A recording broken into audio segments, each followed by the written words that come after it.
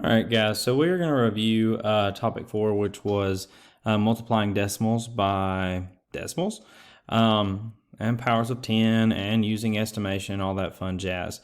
So this is the study guide that you were provided with, and if you have misplaced yours, I did send this out in an email, so you do have a copy of it if you want to follow along. So I'm just going to jump right in and get started. I may have to do 2 parts to this video just because the videos only allow me to do 15 minutes. So we shall see how it goes. All right, so it says a credit card is 76 hundredths millimeters thick. How thick is a stack of 10 to the third power credit cards? Well, we know that 10 to the third power is equivalent to 1,000, right? So really, we have a multiplication problem here. We have 0 and 76 hundredths times 10 to the third. And if you think back, when we multiply a decimal by a power of 10, and we're multiplying again, we move our decimal to the right when we multiply. And this exponent, it's bossy, so it tells us how many places to move our decimal. So if we have 0 and 76 hundredths, and we move our decimal 3 places to the right, 1, 2, 3, we have a hole we have to fill. And I've always told you that in this little hole is a digit, and we like to call that digit 0. So in terms of what our product would be, it would be 760 millimeters thick.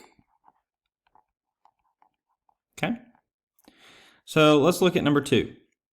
Leo has 59 bricks, each measuring 19 hundredths meters long. He lines the bricks up to make a row. Part A says estimate the length. So, and write an equation to model your work. So first we need to know what the original equation would be. And since we're multiplying, we know it would be 59 times 0 and 19 hundredths, right? So if we were to estimate this, 59, we could say, hey, that's close to 60.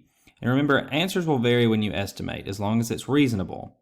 And we're still multiplying. And then if we were to round to the nearest tenth, we would look at that 9, and that 9 would say, hey, it's 5 and above, give it a shove. So that 1 is going to become a 2, so we're going to multiply by 2 tenths, which is really 2 tenths or 20 hundredths, both are equivalent to each other.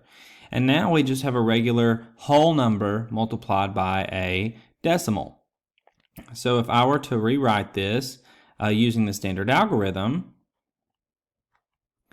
I know that I've got to move my decimal 2 places to the right because we don't like decimals with multiplication. We like to use whole numbers. So we're going to move that 2 places to the right, and we're going to remember because we're going to have to move it 2 places to the left in our product.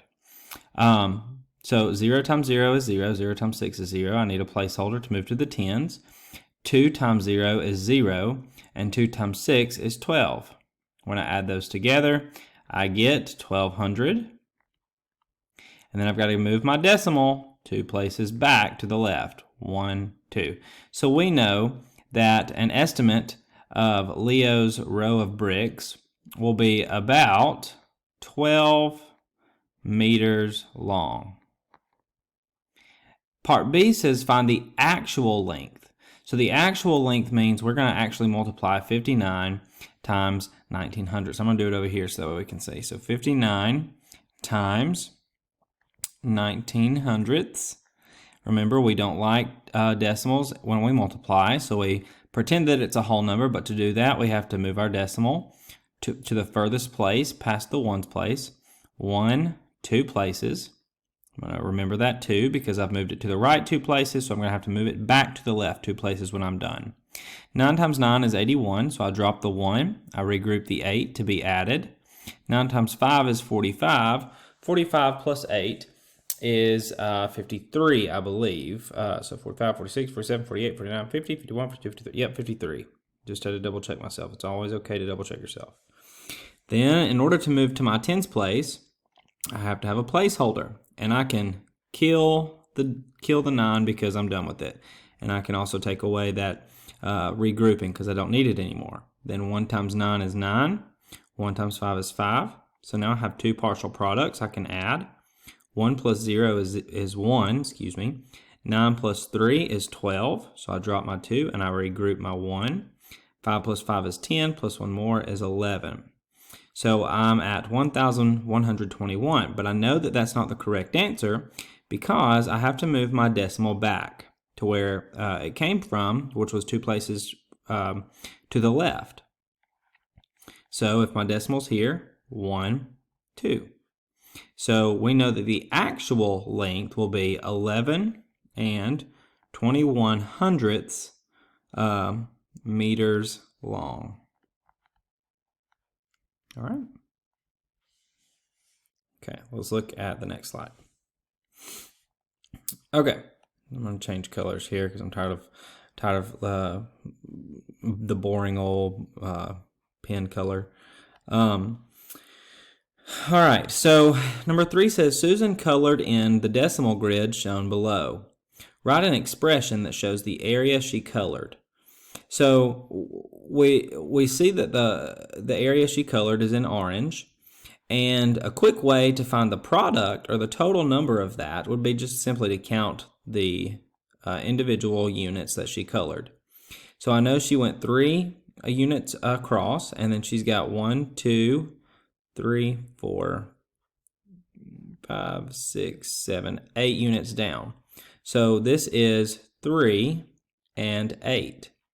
And I know 8 times 3 is 24. So my question is, how many units are shaded out of this whole entire hole?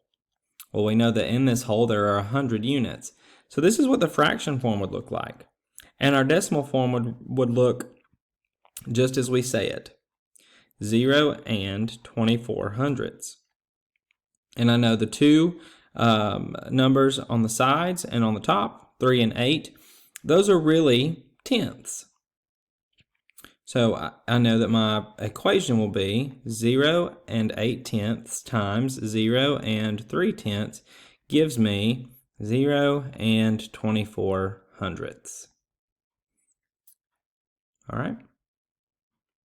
Number 4 says match the expression on the left with its product. This one's really easy. So I would go ahead and move my decimal 2 places to the right because remember we don't like decimals. And now I have a whole number of 8 and a 5. Well, what is 8 times 5? That's 40, right? But because I moved my decimal 2 places to the right, I got to move it 2 places to the left in the product. So I know my answer is 40 hundredths, or an equivalent decimal would be 4 tenths. And so I know that this one is my answer. Same thing here. I'm going to go ahead and move my decimal once, twice, and I'm going to remember that. I know 5 times 8 is twice here. I didn't see this decimal. And then once here. That's a total of 3 moves. So I'm going to remember that I've got to move it 3 places back to the left. I know my answer is going to be 40 because I'm dealing with the same digits 5 and 8. And if my whole number and my decimal is here, I'll move it 3 places. 1, 2, 3. My decimal goes here, but I have a hole in the ground, so I've got to fill it with a digit, and that digit's going to be 0. So 0, and so my answer will be 0 and 40 thousandths, or, 4 thousandths. So my answer is, I'm messing all up, 40 thousandths or 4 hundredths. 40 thousandths is equivalent to 4 hundredths. So there's my answer there. It's been a long day, y'all, so just bear with me. 50 times 8 tenths. Well, if I move this 8, or this decimal 1 place to the right, it gives me a whole number of 8. Now I have 8 times 50. Well, I know 8 times 5 is 40. If I place another 0, because 50 has a 0, I will be at 400. And then I just move that decimal from that whole number from the ones place, or past the ones placed, 1 place to the left, which will give me a whole number of 40. So 40 is my answer. And then the last one, you can do process of elimination, but just to show you, if I move it 1 place to the right, 5 times 8 is 40. If I move it 1 place to the right, I get an answer of 4. Okay. Number 5. Michelle bought 4 6/10 yards of fabric. Each yard of fabric cost $4.95. How much did Michelle spend on fabric? Enter your answer in the box. So we're going to multiply $4.95 and 4 6/10. Now, a lot of you always have the same question. How do we know which one to put on top? Well, you put the number with the most digits on top because it's easier to multiply that way. So I'm going to have 4 95/100 or $4.95 times 4 6/10. So I need whole numbers because I don't like decimals when I multiply. So I'm going to move it once, twice, and make it a whole number of 495. And I'm going to remember that that's 2 moves. And then 4/6, I'm going to turn to 46. And I know that's 1 move. And later I'm going to add these together so I know how many moves to go back to the left. So 6 times 5 is 30. I drop a 0. I regroup a 3 to be added. 6 times 9 is 54. 55, 56, 57. So I'm going to drop a 7. I'm going to regroup a 5 to be added. 6 times 4 is 24. Plus 5 is 29. Then in order to get to the 4, I need a placeholder.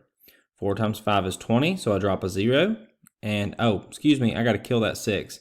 And I'm done with those regroupings. I don't want to get confused. 4 times 5 is 20. I drop a 0. So I'm going to regroup a 2 to be added. 4 times 9 is 36. 37, 38 with that 2. So I'll drop an 8. Regroup my 3 to be added. And then 4 times 4 is 16. Plus 3, 17, 18, 19. Now I can add these two partial products together. 0, 7 plus 0 is 7. 9 plus 8 is 17, so I drop a 7, regroup a 1. 9 plus 2 is 10, 11, plus 1 more is 12. Drop a 2, regroup a 1. 1 plus 1 is 2. So now I have the number 22770. And my whole number's here. But go back. How many total moves did I make to the right? I made 3. So I'm going to have to move my decimal 3 places to the left. 1, 2, 3. So I know that Michelle spent $22.77. This 0 is still there. It's understood to be there, but we don't need it. So you would never write a dollar amount with a 0 there. So $22.77. Okay. Okay, so I've got about 3 minutes left on this first video, so we shall see how far I get. Let's look at number 11. I'm on slide 11. Number 6. All right, so I know what you're thinking. What? These are fractions. We haven't done fractions yet. Well, technically you have, because decimals are fractions in their own way. And we've kind of talked about that. So it says choose all of the expressions that are equal to 75 hundredths, remember how I'm saying that, and 5 tenths. Well, if I put this equation into fraction form, I know that it would be 75 over 100, because I'm saying 75 hundredths, times 5 tenths, which would be 5 over 10. So first, I can use this to help me. I see that this one right here matches. It's just flip-flopped. So this is a correct answer. 5 over 100, that one's not going to work because 5 needs to be over 10. 75 over 100 and 5 over 10, this one also matches. 5 tenths and 75 over 100, it's just flip-flopped again.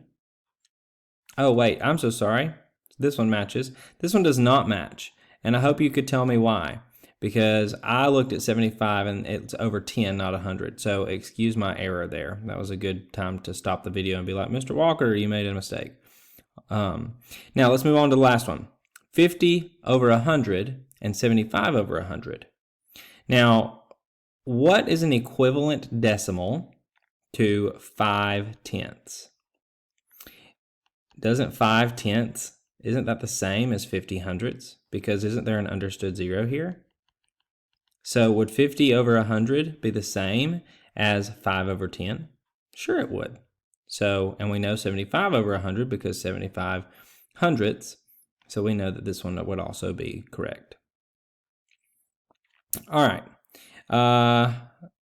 And my time is about to run out, so I'll see you in part 2.